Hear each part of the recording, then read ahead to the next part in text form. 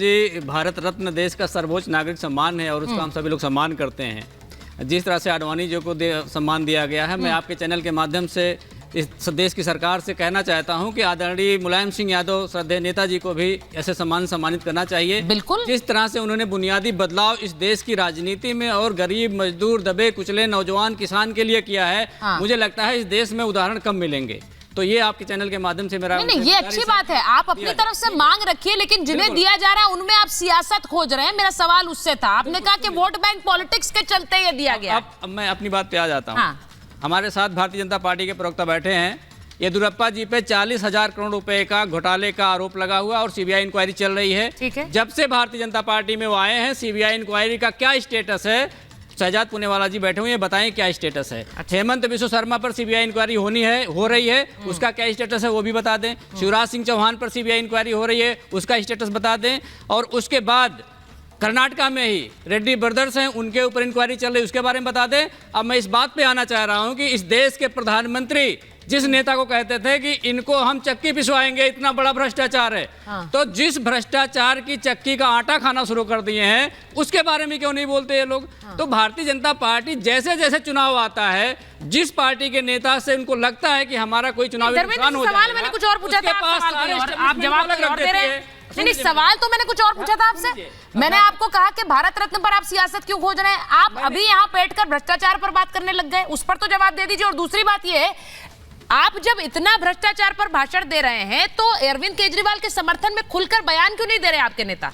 या फिर अपना अपना देख लो, जब बचने की बारी आएगी तब साथ हाथ पकड़ लेंगे। सुचारिता जी, भारतीय जनता पार्टी के भ्रष्टाचार को अगर मैं गिनाना शुरू करता हूं तो आप कहते हैं भ्रष्टाचार पे क्यों बात कर रहे हैं? ये शो भ्रष्टाचार पे नहीं है। अब मुझे बता दीजिए, अजित पवार पे मैं बात कर रहा हूँ, शो भ्रष्टाचार पर है। आप मेरा सवाल नहीं समझे। चलिए, आपका सवाल मैं शहजाद जी से पूछ लेती हूँ, आपने बहुत सारे सवाल खड़े कर लिए। चलिए, लास्ट बात कर दीजिए। कर्नाटका के विधायक के घर पे 8 करोड़ रुपया मिला, उस पर क्या इंक्वायरी हुई, क्या कार्रवाई हुई, भारतीय जनता पार्टी के लोग बता दें। अगर Bharatiya Janata party selective approach के साथ काम करेगी, झारखंड के मुख्यमंत्री को जब नोटिस दिया गया ईडी के द्वारा, इतना तय समय था, उस समय से पहले बोल दिए कि तू गायब हो गए भाई। ये कौन सी प्रैक्टिस थी? मुझे बता दें। कहाँ थे ये पता नहीं था, वो कहाँ थे ये पता नहीं था, ये खबरें आ रही थी। हाँ, 2 प्रासंगिक सवाल पूछे और मुझे उम्मीद है कि वो पूरा जवाब सुनेंगे। उससे पहले एक चीज बता दूं, अरविंद केजरीवाल ने कहा है कि मुझे सहानुभूति है उन पुलिस वालों पर जिनको बीजेपी ने लगाया मेरे पीछे। हाँ, देखिए, ऐसा है कि उनकी सहानुभूति अब कहाँ उनको दिखानी है वो अलग विषय है, पर मैं इनसे पूछना चाहता हूँ पहली बात तो कि पद्मा अवार्ड के बारे में या भारत रत्न के बारे में मुलायम सिंह यादव जी को पद्म विभूषण से हमारी सरकार ने सम्मानित किया है। मान्यवर कांग्रेस की सरकार नहीं थी। कांग्रेस की सरकारों ने तो आजीवन आप लोगों को अपमानित करने का काम किया है। हमने सम्मानित किया। कर्पूरी ठाकुर जी को भी 36 साल तक क्यों नहीं दिया गया उनको सम्मान? यूपीए की सरकार थी, आप और लालू जी दोनों साथ में थे उस सरकार में, काहे नहीं दिया? और इसीलिए मेरी पूरी बात हो जाने दीजिए। और आज आडवाणी जी को भी दिया है। और इससे एक चीज़ पता चलती है कि भारत रत्न कोई राजनीतिक कलर देखकर नहीं दिया जाता। हमने तरुण गोगोई जी को भी दिया, हमने मुलायम सिंह यादव जी को भी दिया, हमने कर्पूरी ठाकुर जी को भी दिया और आडवाणी जी को भी दिया। अब सुन लीजिए, अभी बात हो जाती है भाई। दूसरे वाले पॉइंट पर भी बोल दूं। अब इन्होंने कहा कि वो कर्नाटका वाले एमएलए के बारे में क्या हुआ, मैं अभी उसका स्पेसिफिक जवाब देता हूँ ताकि संतुष्ट हो जाए दुष्यंत जी की तरह। कर्नाटका के, हाँ सुनिए ना, सुन दे रहा हूँ, सबका दे रहा हूँ। कर्नाटका के एमएलए के घर पे ने, उनके बेटे के घर पे 8 करोड़ रुपए हमारी ही लोकायुक्त ने पकड़ा, फिर भी कर्नाटका के उस एमएलए को हमने निकाला। अब बताइए, धीरज साहू के घर में 350 करोड़ रुपए मिला, क्या किया उस पर? आपने क्या करवाई? 350 करोड़ रुपया धीरज साहू के घर पे मिला, क्या किया इस पर? किसकी है, मतलब क्या है? बताइए ना मुझे। अच्छा, दूसरी बात, चलिए एक और मिनट, ईडी किसकी है मतलब? नहीं, धर्मेंद्र जी, ईडी किसकी है मतलब क्या है? ईडी किसकी है? ईडी के जेब में रखते हैं सर। ये इस सोच से उबरना होगा, इस सोच से उबरना होगा, इसलिए जरूरी है, वरना इस देश में सर कोई कार्रवाई नहीं हो सकती है। एक और कार्रवाई करेंगे? नहीं, इस देश में कोई कार्रवाई नहीं हो सकती फिर। नहीं, तर्कों से। मेरी एक बात सुन लीजिए, उसके बाद आप बोलिए। देखिए, सुन लीजिए। अच्छा ठीक है धर्मेंद्र जी, 1 मिनट रुकिए। हाँ, बोलिए। मुझे दुष्यंत जी के पास भी जाना है, फिर संजीव जी बैठ के।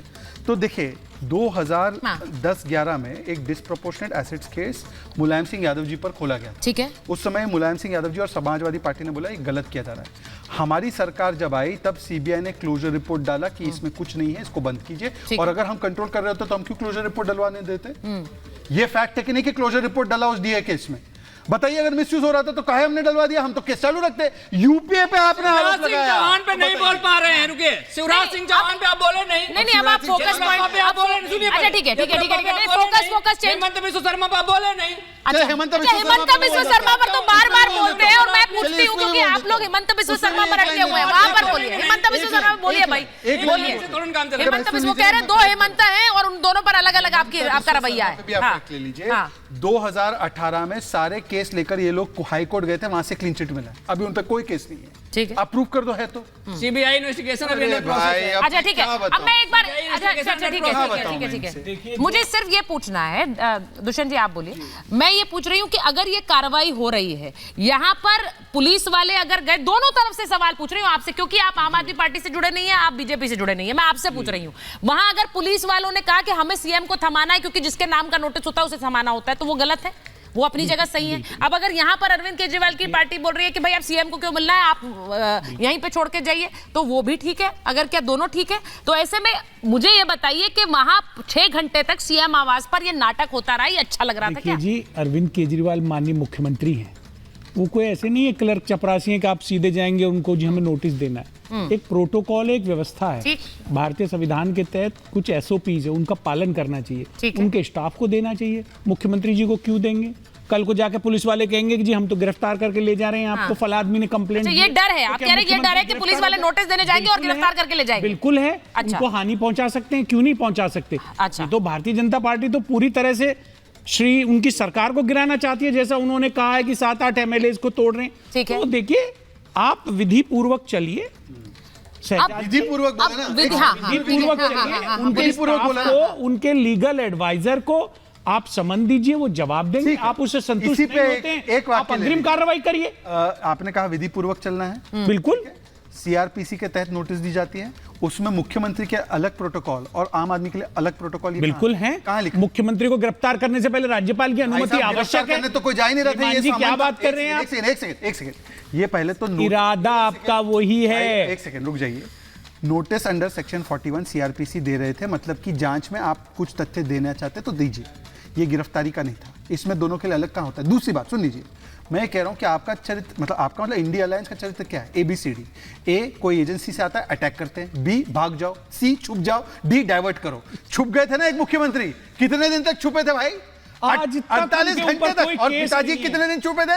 20 दिन। आज 20 तक दिन पिताजी, उस 20 घंटे मुख्यमंत्री के मुख्यमंत्री। ऊपर बताइए, कोई आरोप इतिहास में साबित कभी नहीं हुआ नहीं सिटिंग कर पाए। Chief minister underground. हेमंत अच्छा, मैं एक सोरेन जी को बुनियादी- एक- फर्जी एक- तरीके से सुनिए, जेल सुनिए, भेजा हाँ, गया संजीव है। जी ये के पूरा पास देश जाओ। आज एक मिनट, कह रहा है 5 दिन की कस्टडी कोई के लिए केस नहीं है उनके ऊपर। तो जो कोर्ट की जमीन कस्टडी उनकी बताई जा रही है वो उनके नाम नहीं है, वो कोर्ट की जमीन कस्टडी कैसे किसी के नहीं? नाम नहीं हो सकती। कोर्ट की कस्टडी- वो सिर्फ ईडी ने उनके ऊपर एक षड्यंत्र अरे के भाई, तहत उनको असंतुष्ट गिरफ्तार आत्मा, किया है। कोर्ट की कस्टडी उनकी कैसे सरकार नहीं? गिराने की मंशा थी सरकार तो आपकी नहीं गिरी, ईडी सरकार के तो माध्यम अब से, 5 तारीख को लेकिन होगा। झारखंड के लोगों ने मुंह तोड़ जवाब दिया और आपके मंसूबे पूरे नहीं होने दिए। कोर्ट ने कस्टडी क्यों दी?